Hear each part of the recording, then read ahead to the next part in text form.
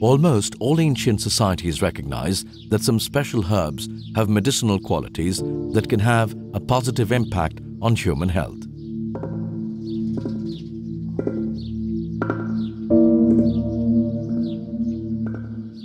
Most of these traditional systems also recognize that a gifted practitioner may acquire the knowledge and experience that allows him or her to use various herbs to heal people.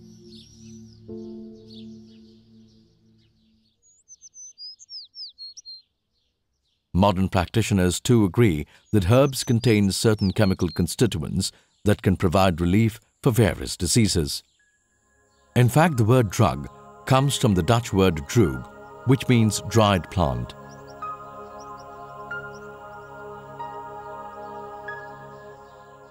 Over the years, some traditional Indian knowledge of plants and their medicinal properties have been lost because it was never properly documented.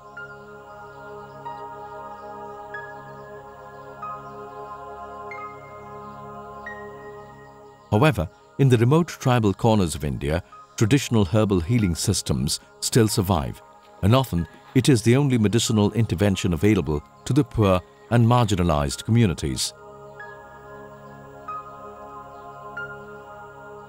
In recent years, there's been a growing demand for herbal formulations, but small-scale producers are typically too poor and unorganized to be regarded as bankable.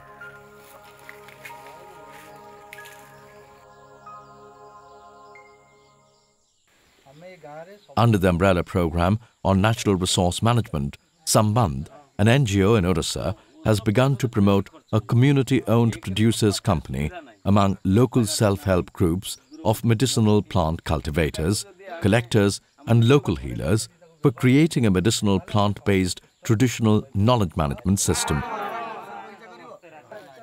We started this kind of science which was being extinct, and we started to document, identify the local healers, also organize them so that the more learning that can take place. So basically we wanted to conserve the knowledge that was dying, and also to conserve the medicinal plants, the resources which they use, which was also rare, endangered and threatened species.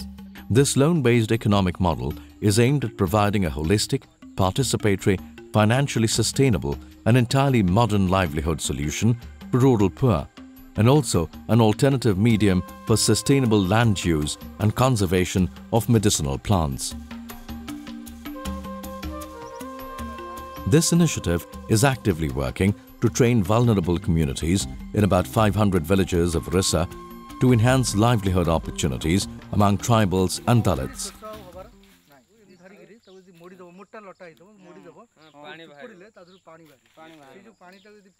This empowers their self-help groups, promotes organic farming movement and conservation of biodiversity through in-situ conservation of medicinal plants.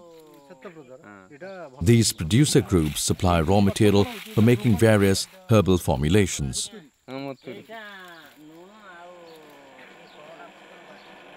A specialized staff from different streams like sociology, agri-science, Ayurvedic medicine and ethnobotany work with the people of different tribes, training them in processes related with production of herbal products.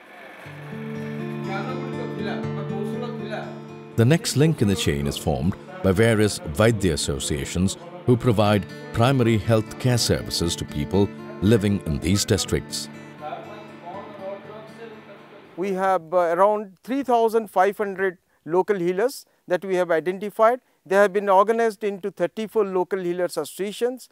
There are regular documentation, assessment of this knowledge that is going on.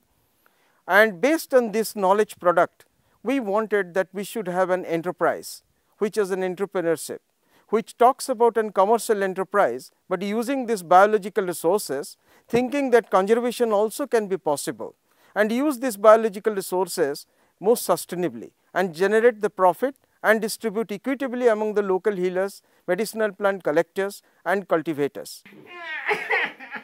Frequent complaints such as stomach infection, etc. are sorted out through a combination of herbal medicines and therapies.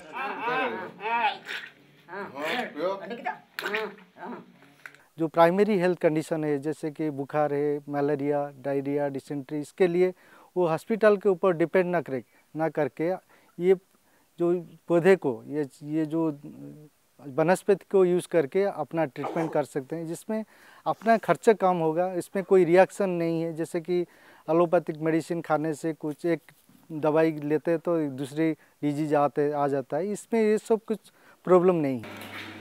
The last and the most important link in the chain is to create market linkage for these herbal products with value-driven buyers. This was done by training them in marketing entrepreneurship and creating linkages between sellers and buyers.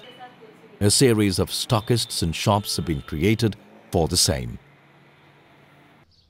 Viewed on a nationwide scale, Herbal Garden model has a huge replication potential all over India, because almost 60 to 80% of the India relies on traditional medicine for everyday healthcare needs.